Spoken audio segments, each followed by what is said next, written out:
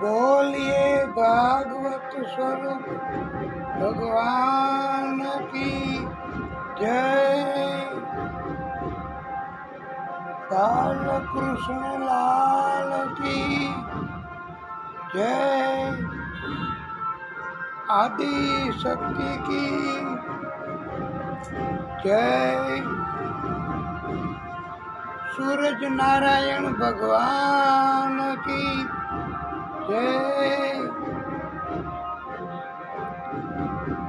नारायण भगवान की जय। આપ સૌના હૃદય કમળમાં બિરાજતા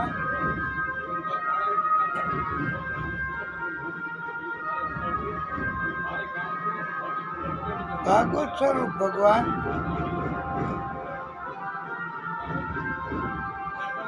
આદિશક્તિ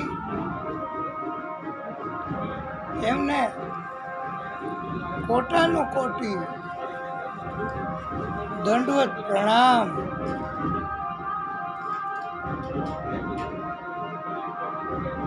ओम श्री परमात्मने नमः। ओम श्री सरस्वत्यै नमः। ओम श्री महालक्ष्म्यै नमः। ओम श्री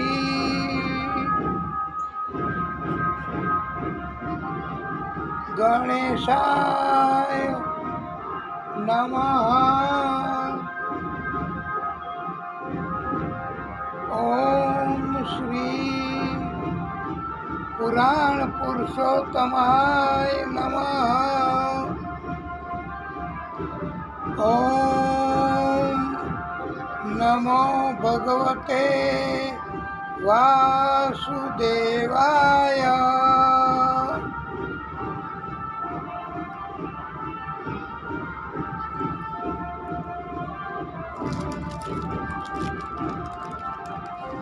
ओम नमः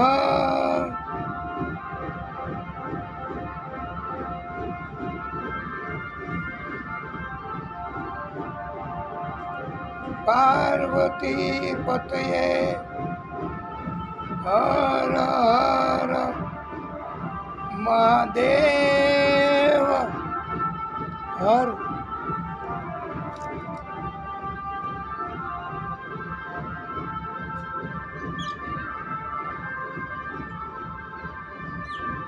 आप बता बोलो राधे राधे। जय जय श्री राधे।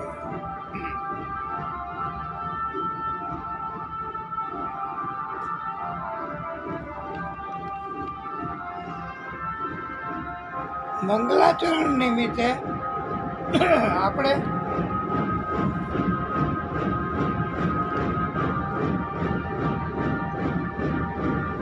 સુંદર મજાનો શ્લોક બોલીશું। તમે સાથે સાથે બોલાય તો બોલજો, નહીતર બે હાથ જોડીને પ્રાર્થના સ્તુતિ કરજો। શુક્લાંબરધરમ વિષ્ણુમ શશિવર્ધનમ ચતુર્ભુજમ प्रसन्न वदनम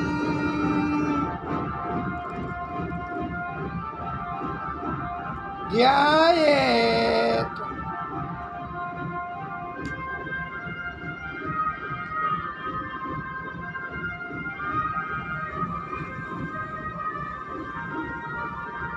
सर्वविघ्नों प्रशान्तये सर्वविघ्नों प्रशान्तये આ શ્લોક બોલવાથી બધા વિઘ્નો દૂર થઈ જાય હો. અને ભાગવત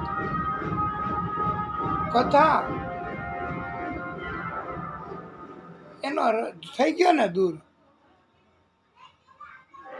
અને ભાઈ જરાક કોક આપણે ભક્તો હોય તો એમને કહેશો કે અચ્છા આજે ઉત્તમ મજાનો દિવસ છે અને કથા પણ આજે કેની કહેવાની છે એ આપને કહેવાય ગયું, એટલે એ જન્મ ઉત્સવ મનાવવા બે ચાર ભક્તોનો આગ્રહ. આ છૂટ છે. આપણે તો બધી જ છૂટ, કારણ કે આપણને ભગવાને બધી છૂટ આપી છે કે આપણે જે મનમાં આવે તે શ્લોક બોલવાનો અને જે કથા અમે લેસન કર્યું હોય, અમે એટલે વક્તા, અને એ કથા કરીએ નિત્ય ભાગવત અંતર્ગત. અને આપણે આ શરૂ કર્યું ને પહેલું જ વહેલું શ્લોક જે કાર બોલાવીને, એ પહેલાં જ અમારાથી જાહેર થઈ ગયું હતું, એટલે આ તાત્કાલિક નક્કી કર્યું. અને આજે કથા જન્મ કરાવવાનો છે. સ્કંદ પહેલો 12મો અધ્યાય અને શ્લોક નંબર 1 એનાથી શરૂ કરવાનો છે. એટલે આપણે પણ એવું લાગે તો સન્માન કરીશું, કારણ કે આટલો બધો ભાવ ભક્તનો છે તો ભગવાન એમને પણ પ્રોત્સાહન આપે છે. અને ભગવાનની કૃપા કહેવાય ને, ત્યાં નિત્ય ભાગવત અંતર્ગત આવી સુંદર મજાની કથા, આવી સરસ કથા દરરોજ થાય છે. તો ભગવાનની કૃપા માની અને આનંદ કરો બસ બધા. આપણે અહીંયા સંભળાય એટલું સાંભળજો, આપનાથી અમારાથી કહેવાય એટલું કહેશું.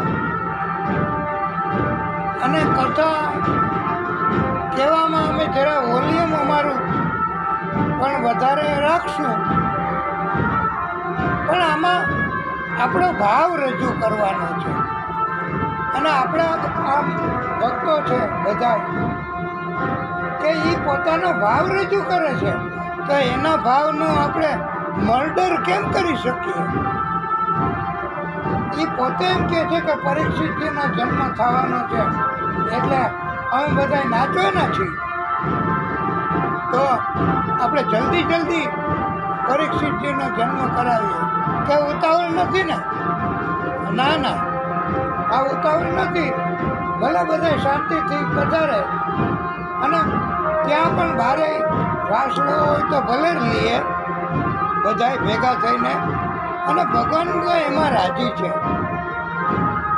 કે બધા આનંદ કરો બસ. પણ આપણે આનંદ કરવા માટે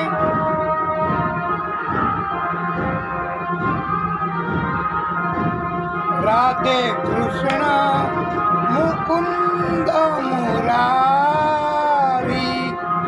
રાધે કૃષ્ણ મુકુંદ મુરારી, મુરલી મનોહર હે બનવારી, મુરલી મનોહર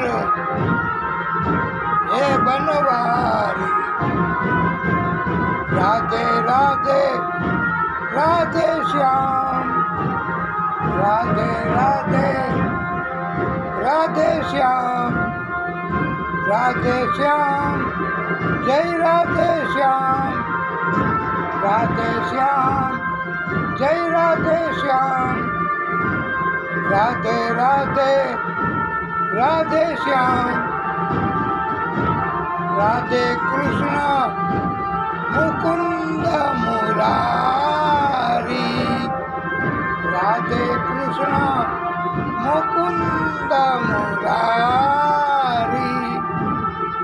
મુરલી મનોહર હે બનવારી, મુરલી મનોહર હે બનવારી, રાધે રાધે, રાધે શ્યામ, રાધે રાધે, રાધે શ્યામ, રાધે શ્યામ, જય રાધે શ્યામ, રાધે શ્યામ, જય રાધે શ્યામ, હરે કૃષ્ણ, હરે કૃષ્ણ, કૃષ્ણ કૃષ્ણ, હરે હરે, હરે કૃષ્ણ,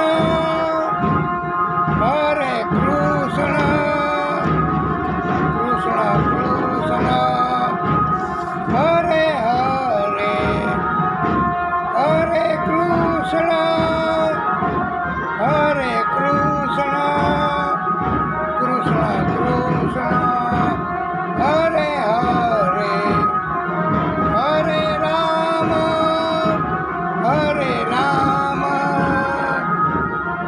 રામ રામ, હરે હરે, હરે કૃષ્ણ, હરે કૃષ્ણ, કૃષ્ણ કૃષ્ણ, હરે હરે, હરે રામ। आप भी बोलिए मेरे भाई बहन, जरा जोर से बोलिए। आप भी वॉल्यूम ज़्यादा करिए તો આપણને અહીંયા કથામાં અને ન્યા બધાને રસ લેવામાં મજા આવશે। તો આપણે ભગવાનની કૃપા કહેવાય કે આપણે આટલું બધું ભગવાન પ્રોત્સાહન આપે છે અને આપણી કથાને કોઈ જાતની અટકાયત નથી આવવા દેતા। એનું કારણ છે કે અમારી ઈચ્છા આપને કથા સંભળાવવાની અને દિવ્ય કથા, બસ। તો ભગવાનની કૃપા સમજીને અમે આપને દિવ્ય કથા સંભળાવીએ છીએ અને આપ પણ કોણ જાણે કેમ કે અમને આપ બોલાવ્યા પરમિશન, પણ આમાં પરમિશન અમારી જરૂર નહીં વાલા ભક્તો, કારણ કે આનંદ જ કરવો છે। આનંદ કરવામાં ભગવાનની પરમિશન જોઈએ અને ભગવાનની પરમિશન મળી ગઈ છે।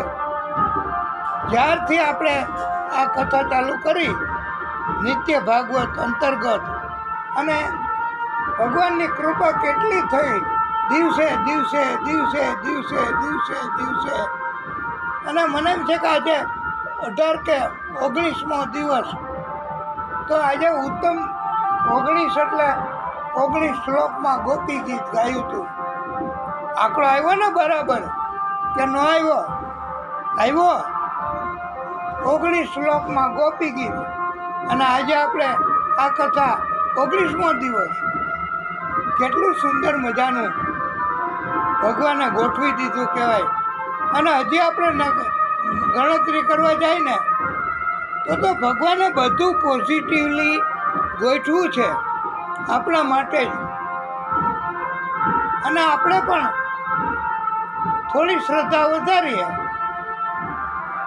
તો ભગવાન આપણને નારાજ નહીં થવા દે।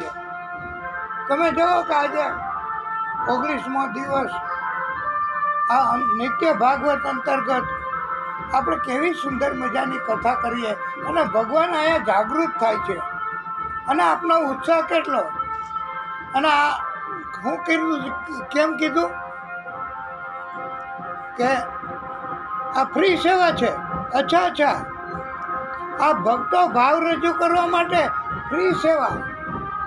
ઓહો, અને એટલા માટે જ કે એમને પણ આનંદ થાય અને આપણે બધા આનંદ કરીએ એટલે ભક્તિ કરીએ. તો આપણે ભગવાન એને રાજી રાખવા.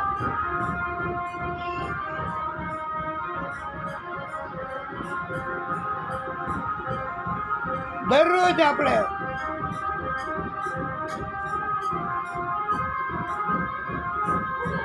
પણ ક્યારેય ભગવાનને ભૂલવા નહીં. બસ એવો એકેય દિવસ જાય કે ભગવાનને ભૂલીએ નહીં. અને જો ભૂલાઈ જાય તો પતી ગયું. તે દિવસની કમાણી કાંઈ ન કહેવાય, ઝીરો. અને ભગવાનને સ્મરણ કરીએ, યાદ કરીએ. અને આ ભક્તો તો વૈષ્ણવો તો કહે છે, હે મેરે નાથ, હે શ્રીનાથ બાવા, મેં આપકો ભૂલું ના, હું તમને ભૂલું નહીં, એવું કરો. અને શ્રીનાથ બાવા એ આપણને ક્યારેય એવો અવસર ન આપે કે આપણે ભૂલી જઈએ. બાકી બધુંય ભૂલવાનું મંજૂર છે, પણ ભગવાન, એના પ્રાગટ્યો, એના ભક્તો અને ભાગવત એ જો ભૂલ્યા તો સમજી લેવું કે કૃપામાં ઘટાડો થયો. આપણી કૃપામાં ઘટાડો થાય તો જ આવું થાય છે. સ્કંદ પહેલો 12મો અધ્યાય શ્લોક નંબર 1 છે. અસ્વસ્થામ નોપસૃષ્ટેન બ્રહ્મા શિષ્ણઃ ઋતેજસા ઉત્તરાયા હતો ગર્ભ ઈશેના જીવિત પુનઃ. અસ્વસ્થ સમયે જે અત્યંત તેજસ્વી, અસરકારક બ્રહ્માસ્ત્ર છોડ્યું હતું, તેનાથી ઉત્તરાનો ગર્ભ, ઘણા પંડિતો એવું કહે છે કે ઉત્તરાનો ગર્ભ મૃત્યુ પામ્યો હતો. પણ ભાગવતમાં એવું નથી લખ્યું. હા, કે અમારા જાણમાં નથી આવ્યું કે ઉત્તરાનો ગર્ભ નાશ પામ્યો હતો. અને પછી ભગવાને ફરી જીવતો કર્યો, એવું ભાગવતમાં નથી આવતું. એવું ભાગવતમાં લખ્યું નથી વાલા ભક્તો. એટલે આપણે એવી વાતમાં નથી પડવું. આપણને એવું જ્ઞાન છે કે અંગુષ્ઠ સ્વરૂપ ભગવાન આદિ શક્તિ એ પ્રગટ થયા, નાભીમાંથી પહોંચ્યા અને કૃષ્ણ ભગવાને અગાઉથી એનો ગર્ભ ઢાંકી દીધો હતો સુદર્શન ચક્રથી. તો સુદર્શન ચક્રથી ગર્ભ ઢાંકી દીધા પછી એ કાંઈ મૃત્યુ પામે? અને આદિશક્તિ એને તો આ બ્રહ્માસ્ત્રની શક્તિ બનાવી, ઉત્પન્ન કરી, પ્રગટ કરી. તો આદિશક્તિએ ઉત્પન્ન કરી હોય એ કંઈ એની વિરુદ્ધ કામ કરે? ક્યારેય ન કરે વાલા ભક્તો. એટલે આપણે તો એમ જ માનવાનું છે કે બ્રહ્માસ્ત્રની શક્તિનો શમન કર્યો, શાંત કર્યું. અંગુષ્ઠ સ્વરૂપ ભગવાને અંદર જઈને પોતાની નાની એવી ગદાથી અને પછી અંતર ધ્યાન થઈ ગયા, પછી ધામમાં વયા ગયા અને પછી આદિશક્તિમાં સમાઈ ગયા. આ પ્રાગટ્ય કર્યું. એ તો ભાગવતમાં આ પ્રાગટ્યનું લખ્યું છે, અંગુષ્ઠ ભગવાનનું. એટલે આપણા માનવા મુજબ, આપણા કહેવા મુજબ આપણી પાસે વધારે પ્રમાણ છે કે એ ગર્ભ એનું રક્ષણ કર્યું હતું અને રક્ષણ કર્યા પછી પોતાનું કાર્ય પૂરું કરીને અને પછી તો એ ગર્ભ યોગ્ય અનુકૂળ સમય, કારણ કે આ એક ભાગવતનું સર્જન જ આનાથી થયું છે. પરીક્ષિત એને તમે વિથડ્રો કરી લ્યો તો પછી ક્યાં ભાગવતનું સર્જન કરવાનું રહે? તો એને પરીક્ષિત જ ન હોય તો એને શ્રાપ જ ન લાગે. એટલે એને મૃત્યુ પામવા માટે ગર્ભમાં સ્થિર કર્યો નથી. એને અલબત્ત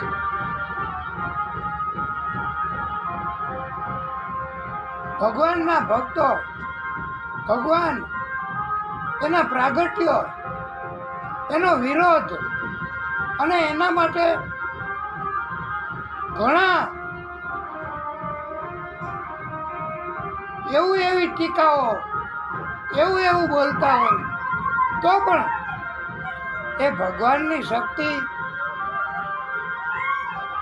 એને કોઈ મારી શકે નહીં. હે સૂતજી, સોનકજીએ વિનંતી કરી,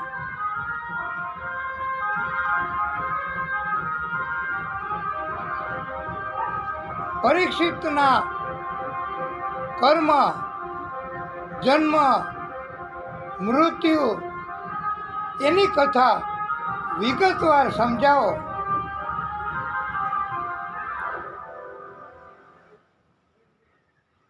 આ સૂતજીને પ્રશ્ન કર્યો છે અને સૂતજીએ પછી એનો ઉત્તર આપ્યો છે. સૂતજી મહાજ્ઞાની.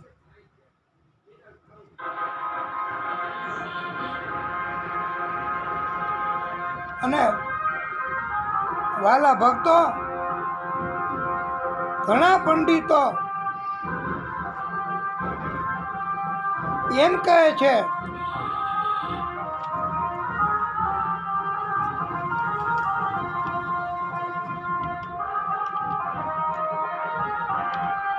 ઘણા પંડિતો એવું કહે છે કે આદિશક્તિ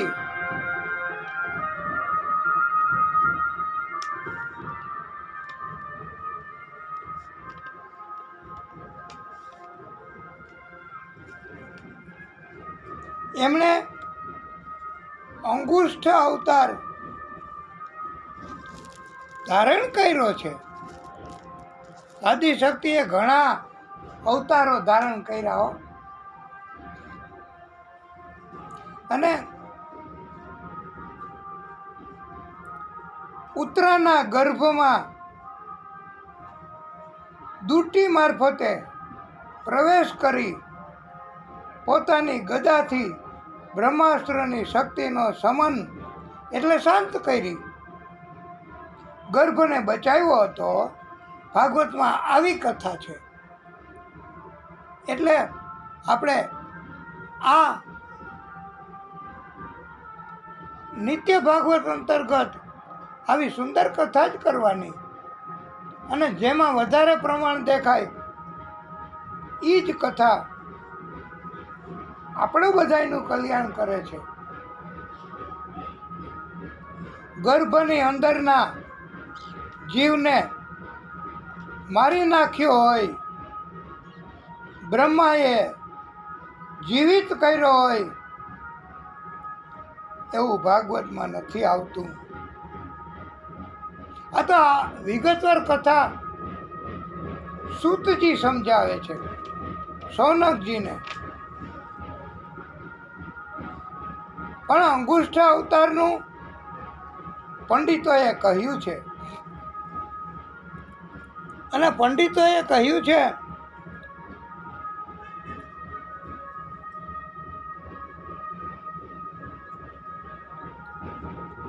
આ જ સ્કંધમાં આવશે એટલે પ્રભુની કૃપા થાય. એ વાત માનવા પાત્ર. અને આપણે એકવાર ભાગવત ખોલીને તો વેરીફાઈ કરીએ. તો અમે વેરીફાઈ કર્યું છે વાલા ભક્તો, અમે લેસન કર્યું છે. અમે પ્રભુની કૃપાથી આ કથા કહેવા પહેલા એટલે તો ડિક્લેર થઈ ગયું. અને પરીક્ષિતજી એનો હવે જન્મ આપણે વિગતવાર કરાવવાનો છે. એટલે પણ જો કથા પરીક્ષિતના જન્મની સાંભળવી એવો એ લોકોનો અભિગમ હોય તો એને મોડું કરવાની જરૂર, મોડું થાય તો ભલે, આપણે વાટ જોશું અને આપણે એમનું સન્માન કરશું કથામાં બધાયનું.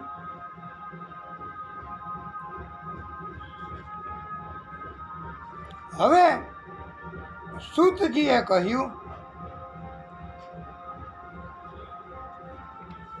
હે સૌનકજી, તત સર્વગુણો દર્કે સાનુકૂલ ગ્રહોદયે.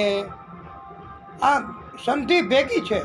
ગ્રહ ઉદયે, ગ્રહોદયે, સાનુકૂલ ગ્રહોદયે જગ્યે વંશ ધરઃ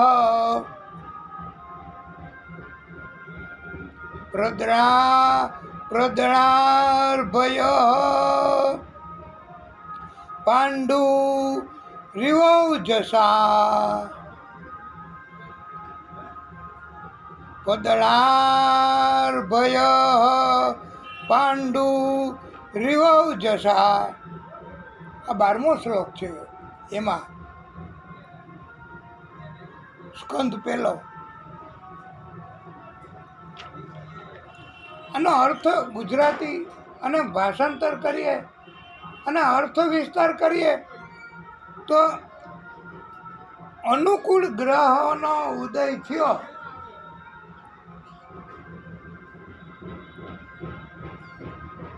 બધા જ સદગુણોનો વિકાસ કરે એવા સદગુણોનો વિકાસ થાય એવા શુભ સમયે પાંડવના વંશ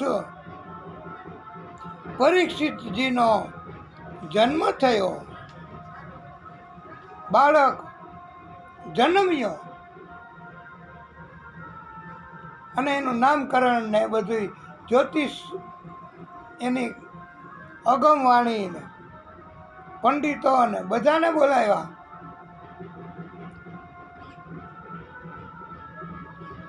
બોલીએ પરીક્ષિત મહારાજ કી જય. પરીક્ષિતજીનો જન્મ થયો અને આ બાળકનું નામ એની રાશિ પ્રમાણે, જન્મના સમય પ્રમાણે ભૂદેવો ઋષિઓ પંડિતો બધાના મત પ્રમાણે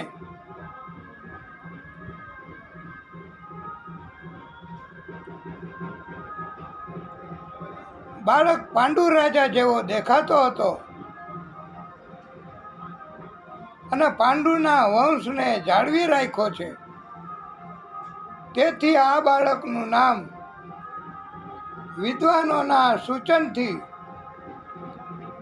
પંડિતોના સૂચનથી, ઋષિમુનિઓના સૂચનથી એનું નામ વિષ્ણુ રાત પાડ્યું છે.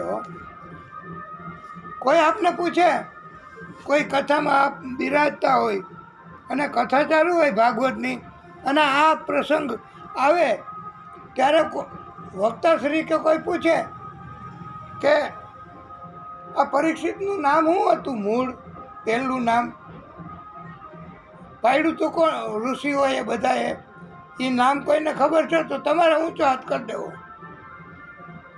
એનું નામ હતું વિષ્ણુ રાત. અને બધા જ્યોતિષોને બોલાવ્યા. જ્યોતિષ આચાર્યો મોટા મોટા એમણે આગાહી કરી, કારણ કે આ પરીક્ષિત વિષ્ણુ રાત એ દિવ્ય બાળક જન્મ સમયે તરત જ દેખાતું હતું તેજ. અને જ્યોતિષોએ આગાહી કરી આના ભવિષ્ય વિશે કે આ બાળક મોટો થશે ત્યારે ઘણા અશ્વમેધ યજ્ઞો કરશે.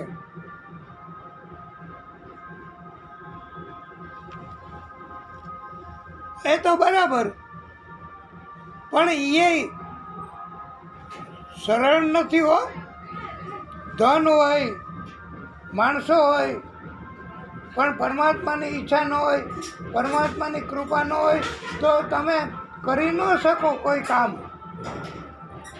ભગવાનની વાત, એની ઈચ્છા વગર તમે ભગવાનની કથાએ ન બોલી શકો, તમે ભગવાનનું નામે ન લઈ શકો, એના પુણ્ય વગર, એની કૃપા વગર. અને આ તો અશ્વમેધ યજ્ઞ કરવો, અશ્વમેધ યજ્ઞ એનો અર્થ એવો કરવામાં આવ્યો છે કે અશ્વમેધ એટલે રાષ્ટ્રની ઉન્નતિ.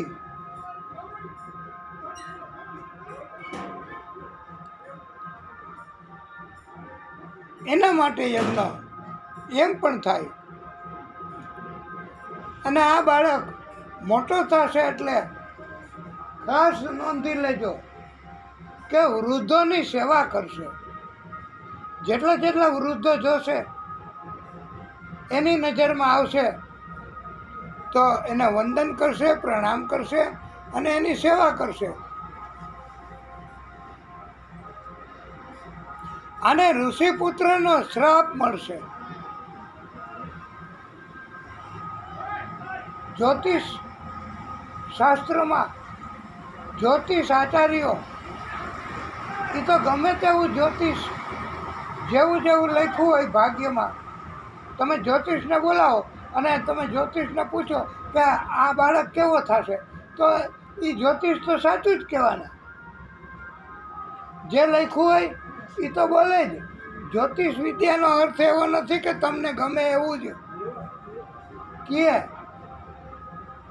અને આ તો એ વખતના જ્યોતિષો, અને એમણે પોતે એનું ફળાદેશ કર્યું છે. અને એ રજા લઈને, પરવાનગી લઈને કે મહારાજ આપ કહો તો અમે વાત કરીએ કે આ બાળક, એની જન્મ કુંડલી અથવા એનો જન્મનો સમય જોતા આ બાળક એનું મૃત્યુ કેવી રીતે થશે એ અમે જોઈ શકીએ છીએ. અને આ પરમિશન છે, રાજાએ કીધું જે હોય તે કહી દો. અને જ્યોતિષાચાર્યોએ કહી દીધું કે તક્ષક નાગ કરડશે અને આનું મૃત્યુ થશે, એવું જ્યોતિષ શાસ્ત્રમાં અને એવું ખુલે છે. અને આચાર્યો એમણે થોડીક સેકન્ડ પળ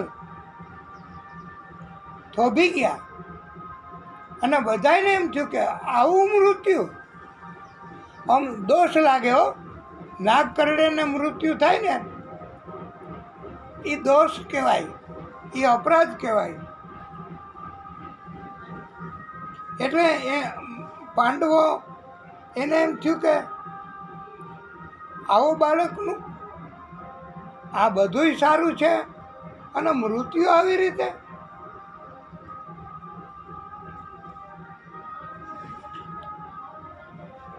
પણ જ્યોતિષાચાર્યોએ કહી ચોખ્ખું નામ આપી દીધું છે, ભાગવતમાં લખ્યું છે કે હે રાજન, આ બાળક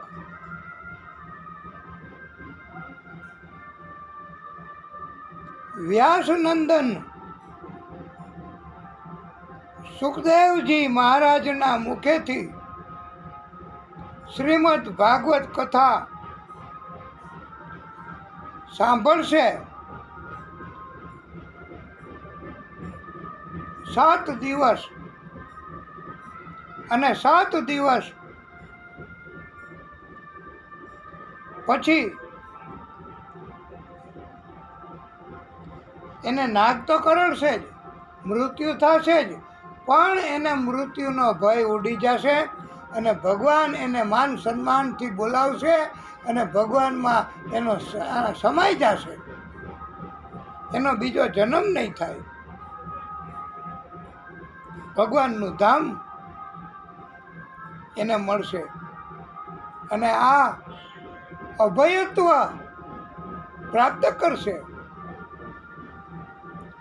આ બાળક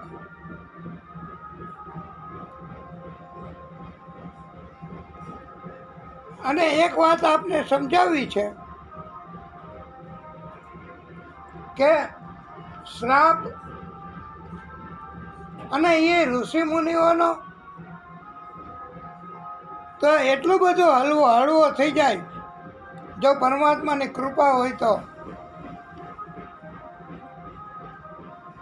અને પરમાત્માની ભક્તિ કરવાથી એની કૃપા આવે જ છે. વિદુરજીને પણ શ્રાપ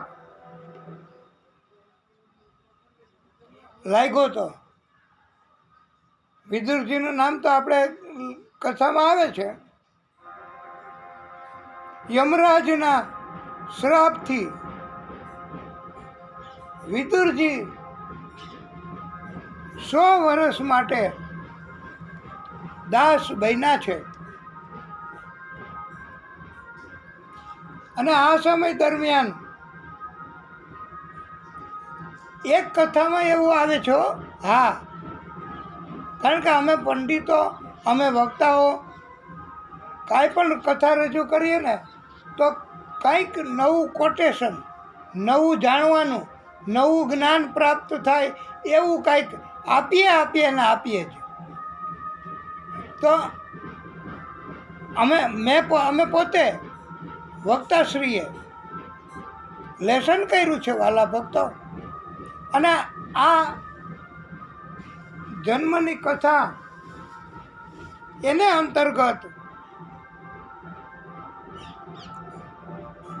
વિદુરજી એને યમરાજાનો શ્રાપ લાગ્યો હતો અને 100 વર્ષ માટે દાસ બન્યા હતા વિદુરજી પોતે. અને વિદુરજી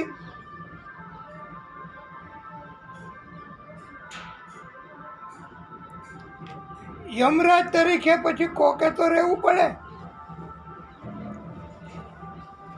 શું કહેવાનું આપને?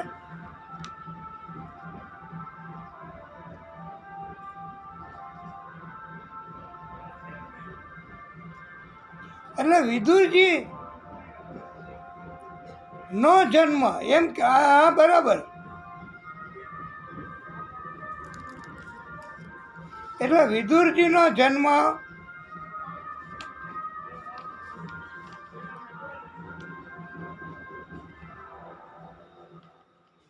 આ વિદુરજીનો અગાઉ નો જન્મ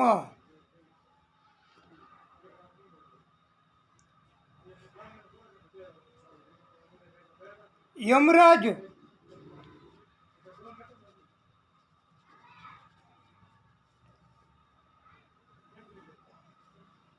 તરીકે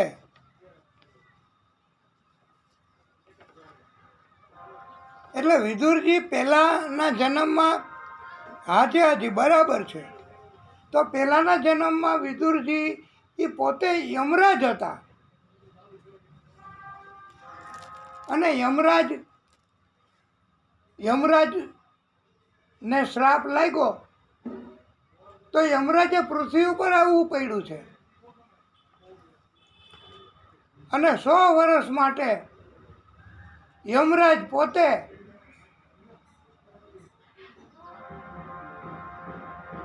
દાસ તરીકે રહ્યા છે પૃથ્વી ઉપર.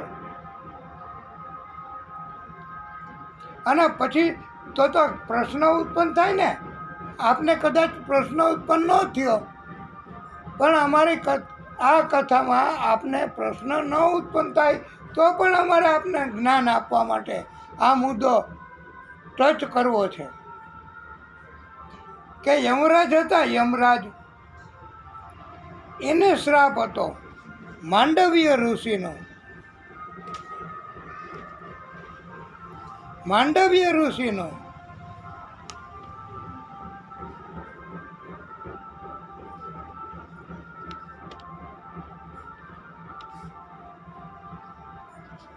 કે તમે દાસ તરીકે પૃથ્વી ઉપર જન્મ લેશો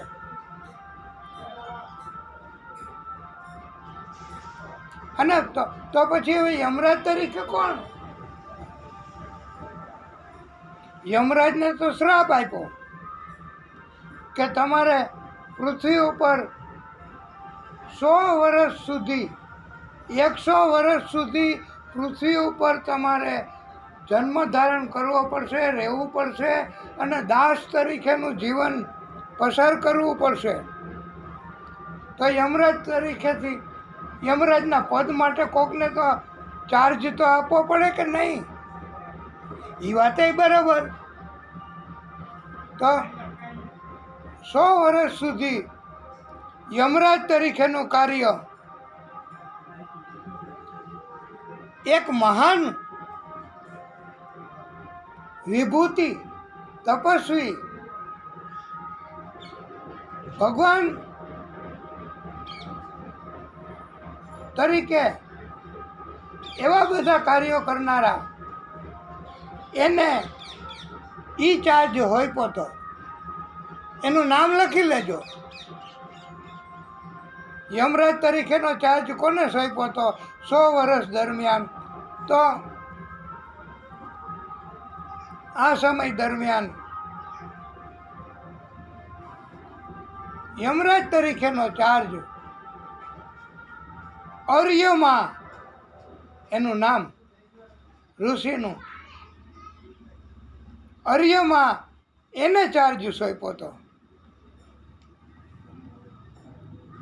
અને આપને આ કથા પહોંચે ત્યારે આપ પણ રિપીટ કરી નહીં લખી લેજો. કારણ કે આમ તમે સર્ચ કરવા જશો તો કથા નહીં મળે અને સર્ચ કરવાથી એનું નામે નહીં મળે. અને લગભગ કોઈ વક્તાને એટલી બધી રુચિ, પણ આ તો ક્યારેક એવું બને છે કે એવી રીતનું ફિલ્ડ, એવી રીતનું ગ્રુપ, એવી રીતના વક્તાના સ્વભાવ, એવી રીતના વર્તન, એના કારણથી આ નામ પણ આપ્યું છે. ઘણા વક્તાઓ એવા હોય છે કે એ નવી નવી વાત કરે જ. આપણે કોઈનું નામ નથી આપવું એટલે તમે નામ નથી આપતા. અને જો આ આપણી કથામાં થઈ ગયું, હા, તો બધા શાંતિથી બેસી ગયા. અમારું તો આ કથા કહેવામાં ધ્યાન છે અને આપનું કથા સાંભળવામાં ધ્યાન છે. તો આનંદ કર્યો બધાએ, અને ભગવાનની કૃપા થઈ તો અમારા પણ ધનનું ભાગ્ય કહેવાય. અને આપની નમ્રતા, આપનો વિવેક, આપનો વિનય, કેટલી બધી મધુરતા, અને આપના વર્તન વાણી એમાં કેટલી બધી મધુરતા છે કે આપને પણ એવું લાગ્યું કે કથા ચાલુ છે તો પાછા કથા સાંભળવા બેસી ગયા. અને સન્માન કે ના પાડી, હા, એ કે અમારે સન્માનની જરૂર નથી, અમારે તો ભક્તિ અને અમારો ભાવ રજૂ કરવો છે. એટલે પાંડવો પરીક્ષિતના કારોબારને જોઈ અને આનંદમાં રહેતા હતા. ધૃતરાષ્ટ્ર અને ગાંધારી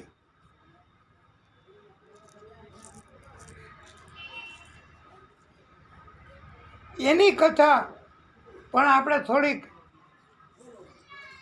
એક મુદ્દા પૂરતી તો કેવી જ છે, કારણ કે બહુ જ અસરકારક કથા છે. અને ધૃતરાષ્ટ્ર અને Gandhari, you note down this point, ગઢપણમાં પાંડવોની સાથે રહેતા હતા. બોલો, ધૃતરાષ્ટ્ર અને ગાંધારી, જેણે કપટ કર્યું કૌરવો સાથે રહીને, એના દીકરાઓ સાથે રહીને, અને પાંડવોને મારી નાખવાના કેટલા કેટલા કાવતરા કર્યા, અને એની ભેગા ગઢપણમાં રહેવા જવું પડે. એ કેવું કહેવાય કે આખી જિંદગી તમે,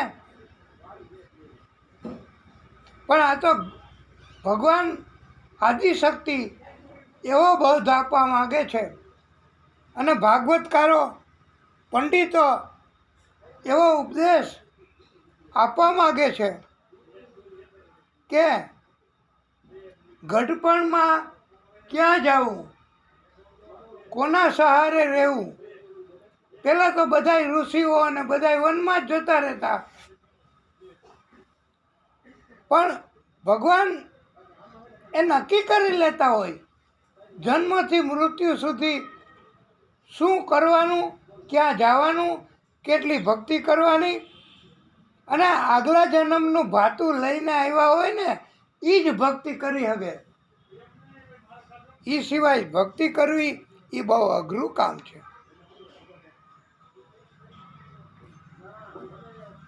પછી તો આ વિદુરજી હતા ને, એને ખબર પડી ધૃતરાષ્ટ્ર અને ગાંધારી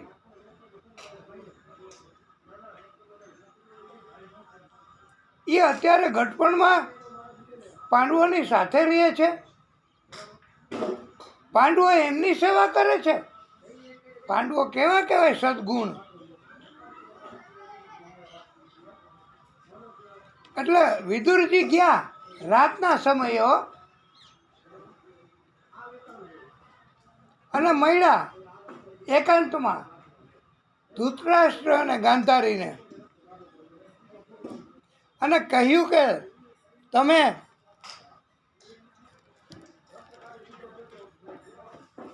આ ગઢપણ પાંડવોની સાથે વિતાવો એ બરાબર ન કહેવાય. તમારે ભગવાન ઉપર આધાર રાખી અને ગઢપણ પસાર કરવું, ઘટપણ વિતાવવું, અને ભગવાન તમારું કલ્યાણ કરે જ. અને પહેલાંના જમાનામાં બધા ઋષિઓ બધાય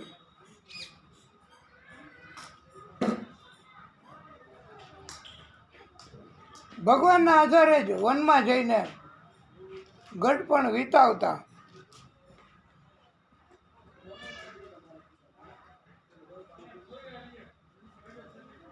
તો ધૃતરાષ્ટ્ર અને ગાંધારીને સમજાવ્યું કે તમે ભગવાન ઉપર ભરોસો રાખો, શ્રદ્ધા રાખો, અને વનમાં જઈને તમે ઘટપણ વિતાવો ને. હાલો, હું તમને લેવા આવ્યો છું. એમ કરી અને વિદુરજી એ કે કાંઈ જવાબ મારે નથી સાંભળવો, તમે હાલી નીકળો મારી સાથે. અને ધૃતરાષ્ટ્ર અને ગાંધારી ચાલી નીકળ્યા વિદુરજીની સાથે.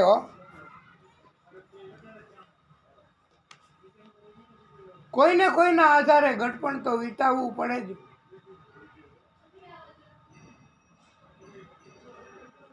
અને ભગવાનના આધારે જેણે ઘટપણ પસાર કર્યું હોય એને મૃત્યુ સમયે, મૃત્યુ પછી પણ ભગવાન ધામમાં લઈ જાય છે, તેડાવે છે. અને મોટે ભાગે બીજો જન્મ લેવો પડતો નથી. એટલે રાતોરાત વિદુરજીની સાથે ધૃતરાષ્ટ્ર અને ગાંધારી હાલી નીકળ્યા, વનમાં નીકળી ગયા પ્રભુના આધારે ઘટપણ વિતાવવા. અને સાચું તો એ જ છે ને.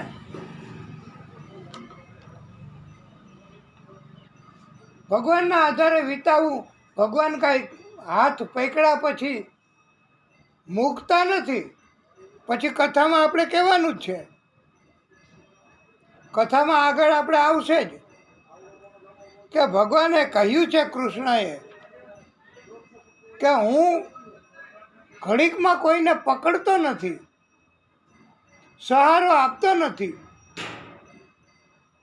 અને એકવાર હું સહારો આપું, એકવાર હું પકડું તમારો હાથ, પછી હું છોડતો નથી.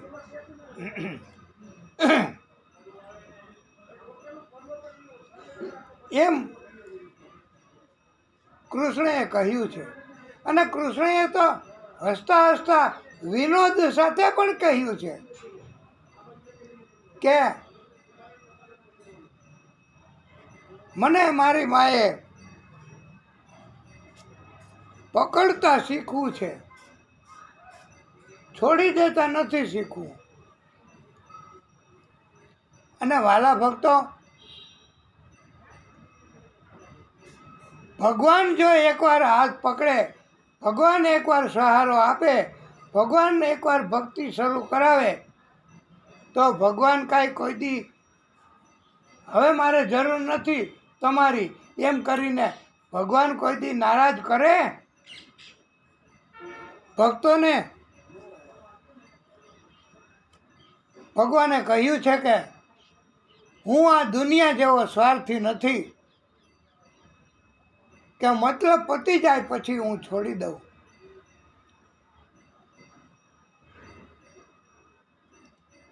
અને જો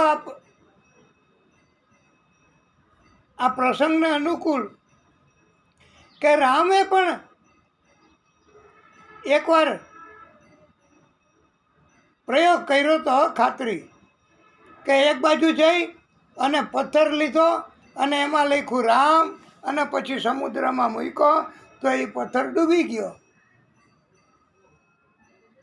અને હનુમાનજી જોઈ ગયા ને હનુમાનજીએ જાહેરાત કરી કે આ પથ્થર રામજીએ મૂક્યો, પોતાનું નામ લખીને ડૂબી ગયો, એનું કારણ સાંભળવું છે? તો બધાએ કીધું હાજી. તો આપને કોઈ સાંભળવું છે? તો હાજી. તો એનું કારણ હનુમાનજી એવું બતાવ્યું કે મારા પ્રભુ જેને છોડે એ તો ડૂબી જ જાય ને.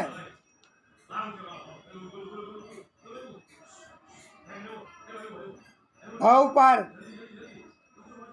અને જેનો ભગવાન હાથ પકડે, જેના ઉપર ભગવાનની કૃપા થાય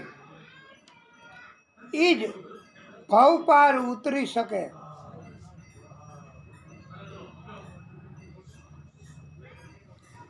અને ભક્તો તો કહે જ છે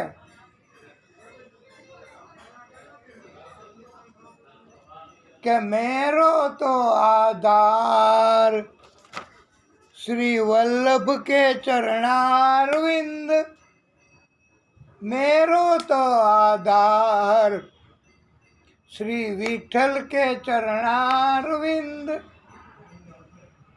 सर्व जगत का सार श्री वल्लभ के चरणारविंद, मेरो तो आधार श्री विठल के चरणारविंद. અને એમ કહેવામાં આવ્યું છે કે મહાદેવજીએ વૃદ્ધ માણસોને સપોર્ટ કરે છે, ટેકો આપે છે, અને ભગવાન ભવ પાર ઉતારે છે. નહીતર જો ભગવાનની ભક્તિ ભગવાન ન કરાવે, ગઢપણમાં ભક્તિ ન કરે તો પછી ક્યારે કરે? અને ભવાટવીના પહેરામાંથી એ મુક્ત કરાવે છે.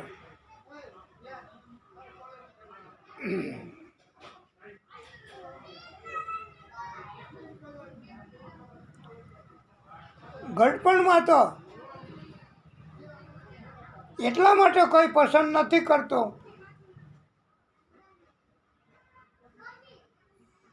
કે એમ માનતા હોય, અને અત્યારે તો કળિયુગ છે ને વાલા ભક્તો, તો કળિયુગમાં તો એક જ પૈસો મારો પરમેશ્વર, હું પૈસાનો દાસ, આમ જ. અને મુझे पैसा चाहिए, सिर्फ पैसा. અને સુંદર મજાનું ડેક્લેરેશન પણ કરોડો રૂપિયાના ખર્ચે કર્યું છે કે યાર દિલદાર તુજે કેસા ચાહીએ, પ્યાર ચાહીએ કે પૈસા ચાહીએ, પૈસા ચાહીએ કે પ્યાર ચાહીએ? તો જવાબમાં એમ આપે છે કે અત્યારે તો કળિયુગ છે ને, કળિયુગમાં મોટે ભાગે પૈસા પૈસા પૈસા. પણ એક પ્રશ્ન આપને પૂછીએ કે પૈસા તમે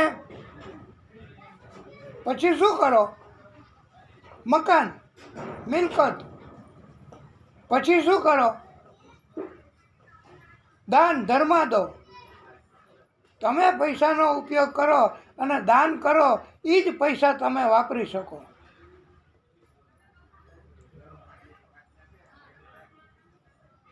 તમે ભોગવી શકો. કાં પૈસાનો નાશ થાય. એક પંડિતે એવું કહ્યું છે કથામાં કે પૈસાનો કાં તમારે ભોગવવાનું, પૈસા ભોગ, આનંદ કરવો, મોજશોખ કરવા, કે જેમાં તમને રુચિ જાગે એવું એવું કરવું. એટલે કાં પૈસા તમારે હાથે ભોગવવા, ભોગ ભોગવવા, અને પૈસાથી ભોજન કરવું અને કા પૈસાથી દાન કરવું, બે જ ગતિ છે. એ સિવાયનો પૈસો પડ્યો હોય તો એ પડ્યો જ રહેવાનો અને એમનેમ જ રહેશે. કા બેંકમાં either it is in the bank account or in the તેજુરી. તેજુરી હોય ઘણાના ઘરમાં, એમાં પણ નોટો બહુ જ હોય હો. અરે કોઈને આટલી દર્શને ન થઈ હોય એટલી જ નોટો. તમને એમ થાય કે આખી બેંક આ નથી લઈ આવ્યા ને તમે ભૂલમાં, તો પૈસા એ તમે દાન કરી અને તમારું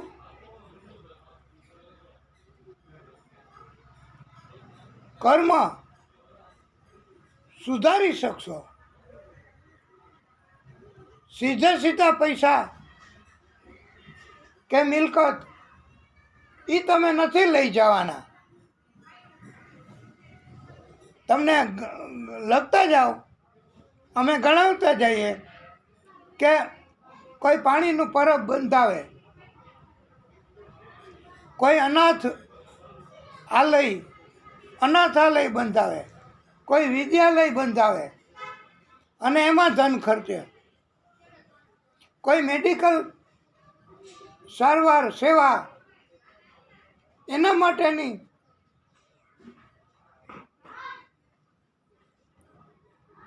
સ્થાપના કરે, તો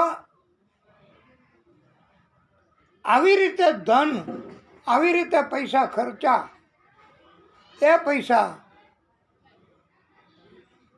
એ પૈસાથી તમે ભક્તિ મેળવી શકાય. તમે ભક્તિની કમાણી કરી કહેવાય એ પૈસાથી. અને ઘણાને કથા કરાવવી. અરે એક ભક્તને તો એવી ટેવ, હવે એને તમે ટેવ કહો કે કુટેવ કહો, અમે તો એને કે નથી બિરદાવતા, પણ અમે એને એમ કહી છીએ કે તમે આવું કા કરો. એ કે કેવું દાદા? પણ અમે કીધું તમે જ્યાં જાઓ ત્યાં, હું એક બે વખત તો અમે તમારી સાથે હતા અને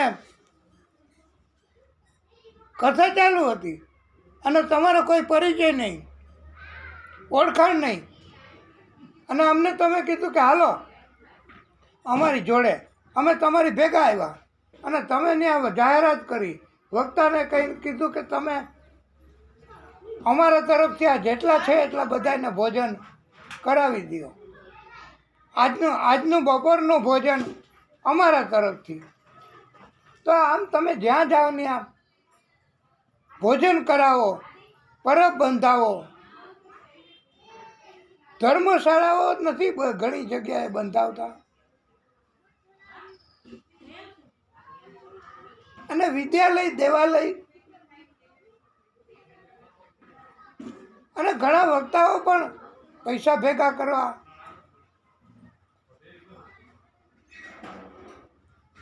અને દાન ઉઘરાવતા હોય છે. વિદ્યાલય બનાવે, દેવાલય બનાવે, મંદિર પણ બહુ બનાવતા હોય છે ઘણા, કે આ મંદિરમાં જેટલો ખર્ચો થાય ને એટલો બધોય અમે આપશું અને અમારું નામે નહીં લખશો. આ કેટલું બધું ગુપ્ત દાન કહેવાય. અને ઘણાય તો એવી રીતે દાન, અલબત્ત એ દાન જ કહેવાય, એમાં કાંઈ એવું નથી કે દાન ન ગણાય. પોતાનું નામ લખાવીને તકતી મુકાવીને પણ દાન કરી શકાય. એ દાન પણ લેખે લાગે છે. એવું દાન, એનાથી પણ ભગવાન રાજી થાય છે. એટલે ભક્તોને ભગવાનની કૃપાથી ધન પ્રાપ્તિ થાય, અને ધન પ્રાપ્તિ થાય તો તમે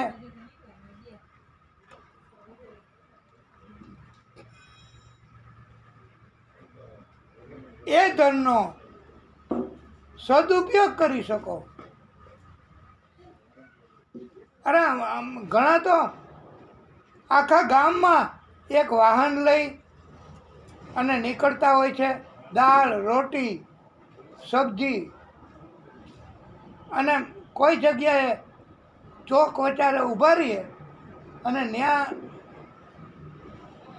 જેટલા હોય ભૂખ્યા માણસો એને દાળ રોટી, એની પાસે ઓલા પેરિસેબલ ન હોય પ્લાસ્ટિકના થાળી બાટકા એવું વાસણ પણ હોય છે, અને એ ભરીને આપે અને એ બેઠા બધી જગ્યાએ આખા ગામમાં ફરે. અને કોઈ ભૂખ્યો ન રહેવો જોઈએ, કોઈ ભૂખ્યો ન રહેવો જોઈએ. આવી રીતે પણ ધનથી ભક્તિ કરી શકાય, અને ધનથી તમે ભગવાનને રાજી કરી શકો. એટલે એમ ન કહેવું કે કાંઈ ભેગું આવતું નથી, કાંઈ ભેગું લઈ જવાના નથી, એવું ન કહી શકાય. આપણે ખાલી હાથ આવતાય નથી,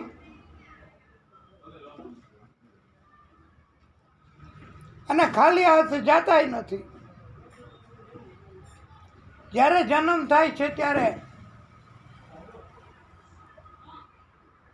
અગાઉના જન્મના કર્મનું ભાતું લઈને આવીએ છીએ,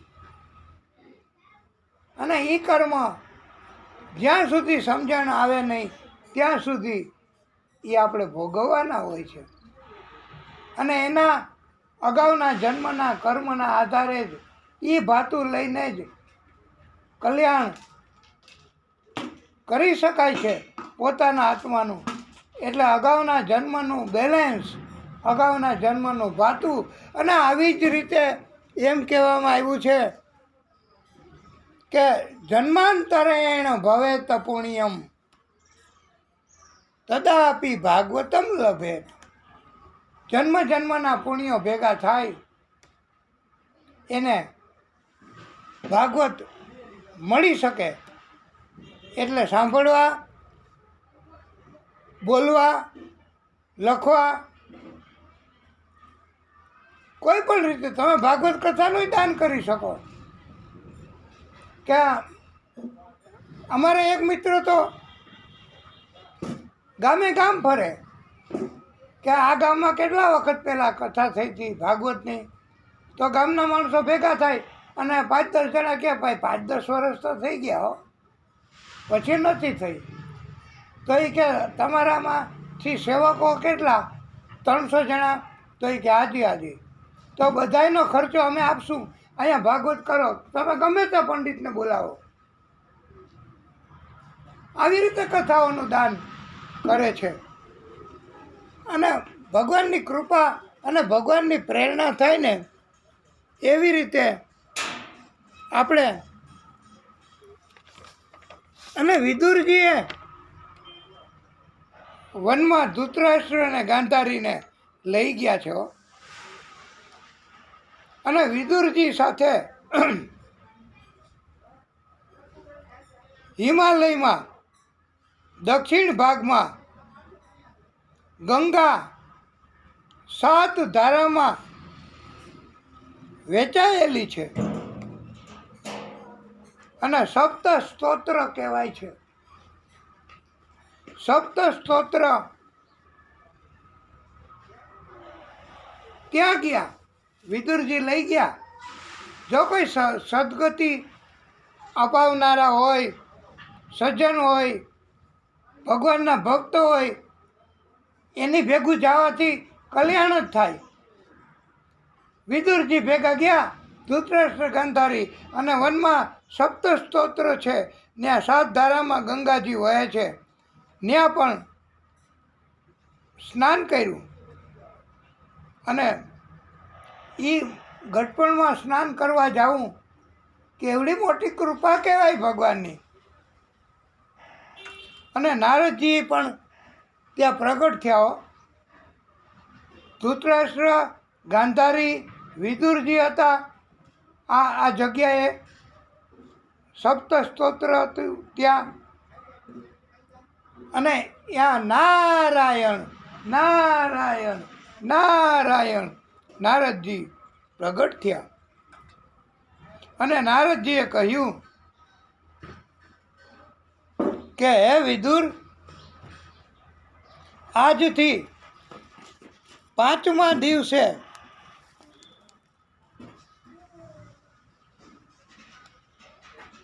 ધૃતરાષ્ટ્ર ગાંધારીનો દેહ પડી જશે. ધૃતરાષ્ટ્ર ગાંધારીને આજથી 5મા દિવસે સદગતિ થશે. આનું નામ કહેવાય પરમાત્માની કૃપા, કે અગાઉથી કોઈ સંત ઋષિ કે હવે આજથી આટલામાં દિવસે એ ધામમાં જશે. અને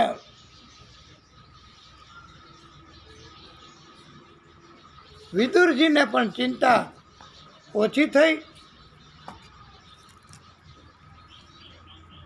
તો આ દિવ્ય કથા એટલા માટે આપને કીધી. અને બધાને હું તો આજે કેમ કોઈ હલચલ નથી કરતા, પણ બહુ સુંદર કથા ભગવાને આપણને આપી.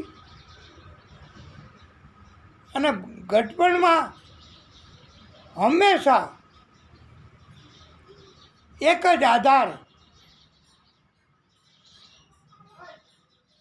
પરમ કૃપાળુ પરમાત્મા, અને એની ભક્તિ કરવી, બસ સતત ભક્તિ. અને એ ભાગ્યમાં હોય ભગવાનની માફી માગવી, ભગવાનની કૃપા માગવી, ભગવાનની રજા માગવી, અને ભગવાનને ભક્તિના કારણથી ભગવાન કૃપા કરે તો ગઢપણમાં ભક્તિ થઈ શકે. નહીતર ગઢપણમાં ક્યાંથી થાય ભક્તિ? ગઢપણમાં તો કેવું હોય એ આપને કહીએ. એક શ્લોક એવું કીધું છે કે અંગમ ગલિતમ પલિતમ મુંડમ, અંગમ ગલિતમ પલિતમ મુંડમ, દશન વિહીનમ જાતમ તુંડમ, વૃદ્ધો યાતિ ગૃહીત્વા દંડમ, તદપી ન મુંચતી આશાપિંડમ. આ શ્લોક તમે કાલે લેસનમાં, અને આ શ્લોકનો અર્થ કે ગઢપણમાં એક તો દેખાવે એવો થઈ ગયો હોય કે કોઈને ગમે નહીં. અને આ ગઢપણ એ પૃથ્વી ઉપર કોઈને કોઈ રીતે દોરેલું તો છે જ. ભગવાન ભેગા હોય તોય આપણા કર્મનો હિસાબ થાય, સરવાળા બાદબાકી. એટલે વાલા ભક્તો, આપણે આ કથાને અહીંયા વિરામ આપીશું. અને આગળની કથા હવે નિત્ય ભાગવત અંતર્ગત પ્રભુની કૃપા થશે એટલે આવતીકાલે. કારણ કે આપણે ભાગવતજીનો સિદ્ધાંત, ભાગવતજીનો નિયમ કે આપણે એવી ડિક્લેરેશન કે એવી જાહેરાત ન કરી શકીએ કાલે આવજો વહેલા, હું કાલે વહેલો આવી જઈશ અને આપણે કથા કરશું. હવે એ તો ભગવાનને નક્કી કરવાનું, એ જ્યુરિડિક્શન આપણને નથી. આપણે તો ભગવાન ભક્તિ કરાવે ત્યાં સુધી ભક્તિ કરવાની, અને ભગવાનની ભક્તિ કરીએ. અને ભક્તો એ માગ્યું છે ને, ભક્તિ કરતા છૂટે મારા પ્રાણ, પ્રભુ એવું માગું છું. તો હવે કથાને વિરામ. બોલીએ ભાગવત સ્વરૂપ ભગવાન કી જય. નમઃ પાર્વતી પતયે હર હર મહાદેવ હર. હે પ્રભુ,